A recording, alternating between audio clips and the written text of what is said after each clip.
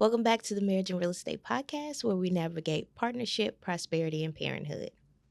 You like that? Yeah, I yes, like you it. do. Okay, I'll take Thank it. you. I'm not saying that won't change the next time, but I mean, that's old school. That's like the today, first one. That was today the I'm first bringing back. tag. Yeah, today I'm bringing back Retro. partnership, prosperity, and parenthood. I guess we did navigate all those things. We have been navigating them. You know, So welcome back to another week. We haven't been in the studio in a minute. Welcome back. it has been a very long time. It just feels a little weird, but very good. You know, we got to get back on the horse. We went to the rodeo. We got to get back on it. We did go to the rodeo. So today we would like to talk about how we were reminded that We are black in America. We still black. We still black. It's very easy to forget when, you rub elbows with city council members and, the leader of the entire city. And none of that matters when you black. But, when you look being upon accosted. us, it still seems as if we don't belong in certain places. So it's story time. Well, before story time, we want you to take a moment Okay. and like and subscribe to the podcast. It really helps the YouTube algorithms and helps us grow the channel. So please hit that like button, hit the notification bell, and subscribe to the Marriage and Real Estate Podcast so you can hear more of the crazy stories that we tell you. Please do. So we don't typically talk about like heavy topics like this, right? That's true. And This is like that one episode of Fresh Prince when Carlton had the gun. Oh, the recent Fresh Prince. No. It was I'm stealing your black card. I swear to God. there was an episode recently where you had a gun, right? No, I don't. All right. I don't know about that. I grew up on the Fresh Prince. As did I. So you don't remember the episode when they got robbed at the ATM, and then Will was in the hospital. He got shot, and then Carlton had the gun. He was going to get revenge. No. Okay, the joke is done. It doesn't. Okay. So we don't really talk about serious topics like this, but I think that we are still kind of like triggered and feeling it. And so I felt like it was important. We felt like it was important to have a conversation about it. And it, what it reminded me of when it happened, and y'all wait for the story, but what it reminded me of when it happened was when it was post George Floyd, and there was another killing of a black man. And what's really sad is the fact that there's so many that I can't remember. All the time, yeah. And I just felt like uneasy, unsafe, and like I remember that. Like I didn't belong. It was heavy. And I think most of the people that look like us had this heavy feeling, right? So when we experienced that in the park, it was a reminder of how heavy that felt. And I keep thinking like, man, it's 2023. Everything is equal. Everything is, everybody gets it and everybody doesn't. So anyway, do you want to tell the story? Yeah, so we thought what would be a nice Sunday in the park, Sunday fun day with our family and some friends. So us and another family took our children and our dog to the dog park. Brand new dog park, super excited. We've been there several times, so it's not abnormal for us to go to this particular park. And we actually had a great time until we got accosted by someone asking us that we need to immediately leave the park. So, set the scene.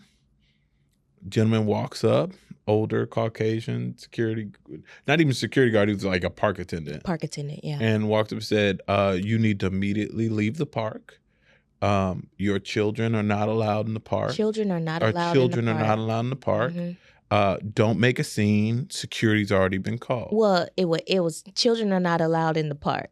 And he kind of left it at that. No, he said, don't make a scene. Security's already been called. Okay. And then gestured to the security guard on the outside of the fence.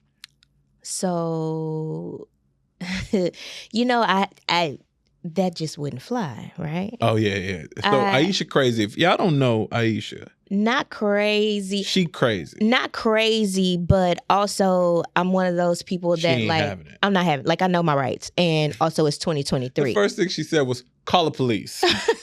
I Y'all gonna have to call the police right now on me. Well, it's Call the like, police. well, are you saying we need to leave the park? Like the public park? Don't make a scene. Don't make a scene. I was like, yeah, you gonna have to call the police or And I said, the we ain't gonna do all supervisor? that. And he said, management would like you to leave. Management has requested that you leave the park. She said, Call your manager.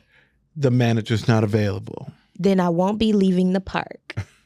We will stay right here. So he said, who is your manager? Oh, his name Marlon.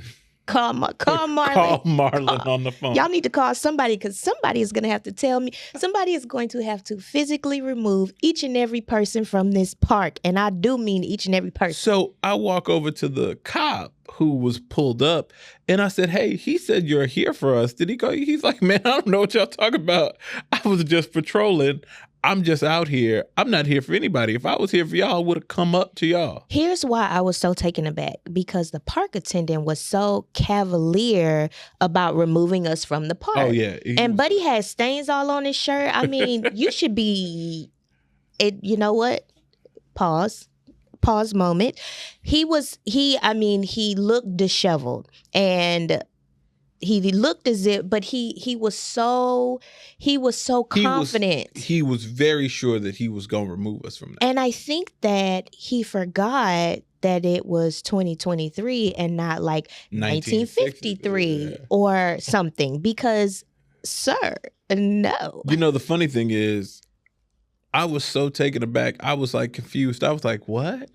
Like, what do you, like, almost like it was like you're being punked. It's like, what are you talking about? And throughout the whole like scene, even when his supervisor came along and the security guard came, he was still very cavalier about it.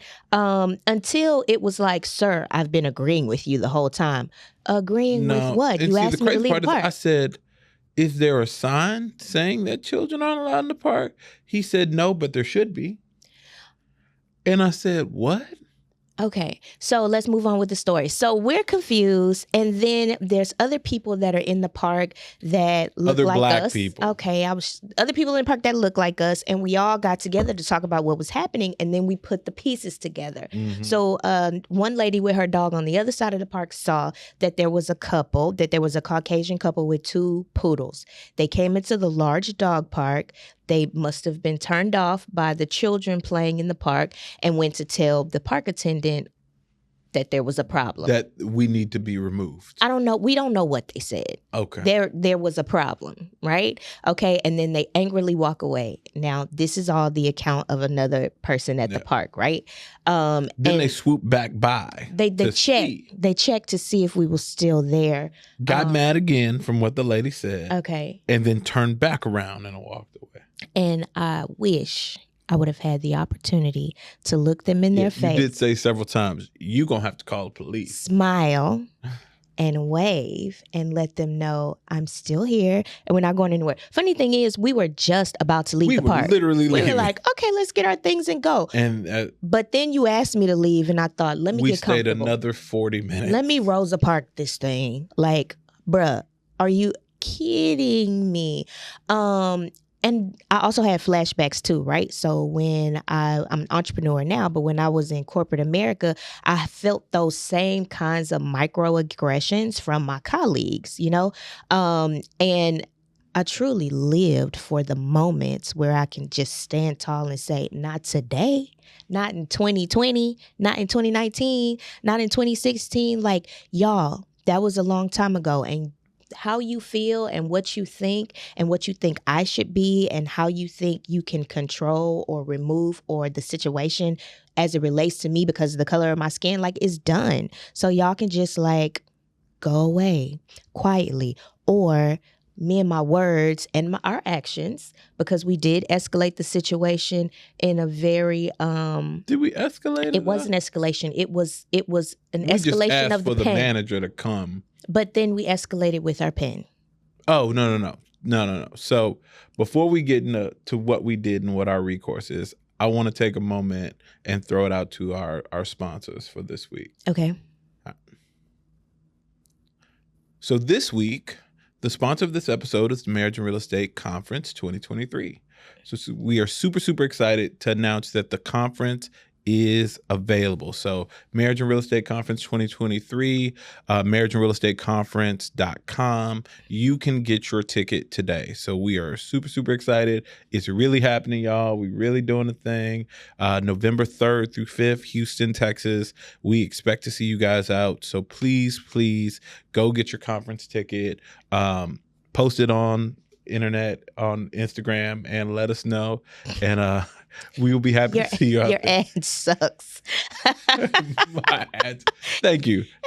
First one for the Marriage and Real Estate Conference 2023. We have been saying that we will host the conference for quite some time. We have been. We have finally pulled the trigger, and we are excited to bring like-minded couples, whether you are married or you aspire to be married or you are engaged, just a partnership. If you have a partnership and you want to kill Or this single. thing. We got single tickets. Married, or I said it. I said that too. You said or a partnership. I said if you're not married, come to the conference. You know what? This isn't a real ad. This is an ad. This is a real. This is cut in as an ad. This is an argument.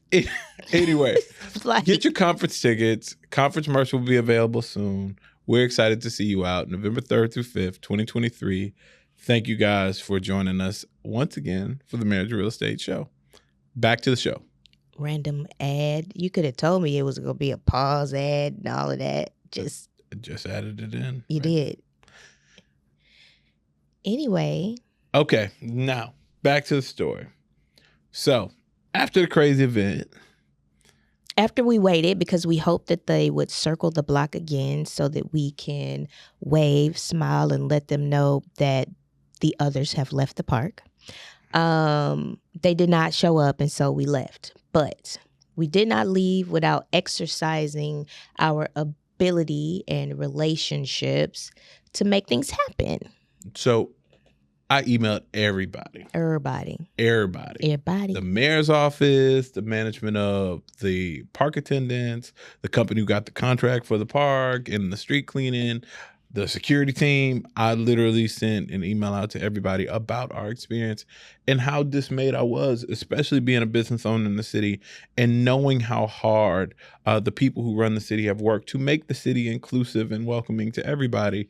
This was a real black eye for them. So for me, I wanted to not just let them know, but also give them the information on, what these people out here doing, representing them with their names on their chest. So thankfully, our city leadership and the leadership of the companies involved was extremely apologetic. Very responsive. Very, very responsive. Mm-hmm. Called, followed up through email, all the way up the chain, down the chain, and we appreciate it. And they took swift action to make sure that other families here in Houston, in the great state of Texas, are not treated the way that we were treated in the park on Sunday. Yeah. So, yeah. And, I hope that this was a good learning lesson for good old Dan down at the park, that you cannot judge people, and not only judge people, just, that it's a new day and a new age. But is it really? I mean, it's going to be, because Dan was old. I mean, my God.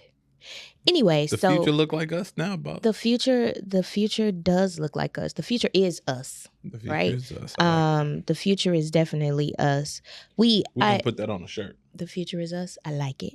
But I feel like we needed to get that off our chest. Like on the podcast, we've been talking about it all weekend, and it still has left a sour taste in our mouth. We're not just over it. And I think at a time like this, right, in all of the things that we've experienced in the last couple of years, it's a sordid reminder that, things still need to change. Minds need to be changed. Diversity and inclusion is being challenged in the state of Texas by our governor, and it's very, very clear that it's important. Mhm. and we can't just sweep it under the rug because there are experiences like this that are happening. And it's people that are having these experiences that don't have the relationship that we have, Mhm. or the penmanship to write, the experience and access to those people. And so I just think about people who experience this and don't do anything about No, it. because the reality of the situation is the same way Dan felt entitled. Everybody feels emboldened and entitled to do what they want. So if they feel like you shouldn't be where they think you shouldn't be, they're gonna take their right to say something. And we have to know our rights and know what, not only what the recourse is, but what the responsibility of the city is to us as citizens, right? Because at the end of the day, we are tax-paying citizens. We want to make sure that our tax dollars go to benefit us and our family too, and that those resources that are available aren't just available to a select group of people. They're available to all the people of the city. Because at the end of the day, Except for the you homeless. And I just say that because that's not to be no, funny. no, That's not to be funny. I Let don't me think finish. that you should You go have to into let this. me finish. That's the purpose of the park attendants, is to make sure that the homeless It's population how doesn't you said it. You overtake. said except for Because you didn't give me a chance to. It was supposed to be like a zinger, but you didn't. You have to let me finish in order to get it out. The park attendant's job is to ensure that the homeless population don't get comfortable and or accost the people that are coming to the park. That is the role that he's supposed to play. that does make sense. That's, Okay. see, you have to let me. You gotta let me get it Okay. all the way out. You gotta let me get it all the way out. You were right. You But were right. if And there it- are resources for homeless people within downtown. there are resources for the homeless population as well. And yes. So because now you're getting me all caught up. I just want to But smooth it over. So with if the you could homeless think population. about takeaways from our experience, what would you say? Stand on your rights. Don't let people push you out of spaces. Don't be afraid to ask for the supervisor or the manager, but stand your ground in your rights. Also, make sure you follow up. Make sure you let people know what you're experiencing. Go where you're appreciated, not tolerated. And in the instances where someone's making you feel uncomfortable, speak up. Yeah, I would say, get educated on how on implicit and explicit biases. I think we all have them. They all exist. I don't have a problem with someone having a bias that they may not recognize, but I think it's important that, I don't want to say you all, that people educate themselves on potential bias that they might have and how those things are manifested into and projected on the people that are around them. And so when we talk about, which I'm not going to talk about, but like things like critical race theory and,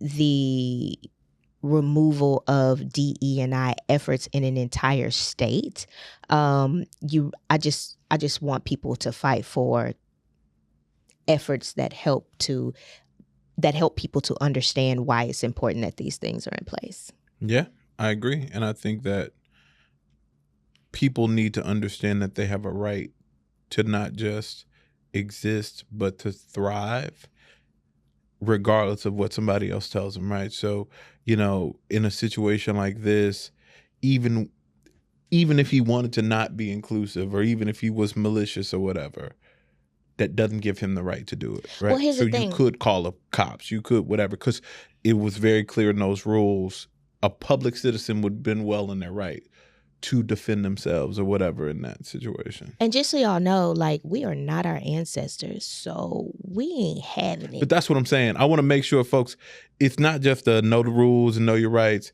Stand on that. Like, you have a right to exist in these spaces. Yeah, Can't nobody force you out. I'm not gonna. If the escalation that you thought you were gonna get, the escalation that he thought he was gonna get, like, don't make a scene, don't make a big deal out of it, is not what he got. But you're gonna learn today, and he did. And I hope that he finds another place he learns from this opportunity and does better. Yeah, I just hope that another family doesn't experience that experience from that person. I doubt it. So, okay, that was so heavy. Such a heavy episode. So next week, a lighter one. Next week, we lighten it up for sure. But this was a good episode. I'm happy that we got to share the experience with the audience, because it doesn't matter how much money, it doesn't matter how much access, it doesn't matter how much influence that you think you may have. There's somebody out here who don't care about none of that stuff and can still treat you like N-word on the street. And at the end of the day, you have to know your worth and you have to know your value and you have to stand on that. So for those of you out there, this has been our experience, real life experience, but we'll keep sharing them as we go on our journey. So this is the Marriage and Real Estate Podcast. Kevin and Aisha, we out.